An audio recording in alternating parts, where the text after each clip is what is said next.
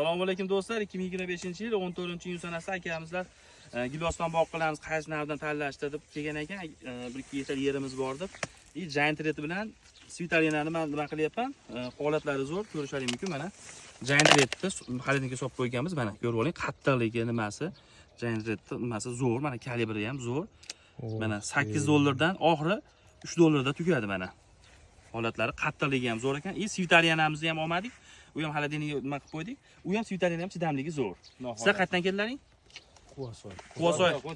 Qo'chqorchidan kelishdi akamiz, gilos ishonchli olay debdi. Bizda aka mana giloslar bir shoqqa tarbiyalanadi, unaqa shakl berilmaydi. Qolagan razmerga qo'yib, real tegolar KGBga tushaveradi. Ha, qolaganini men qo'yaverasizlar.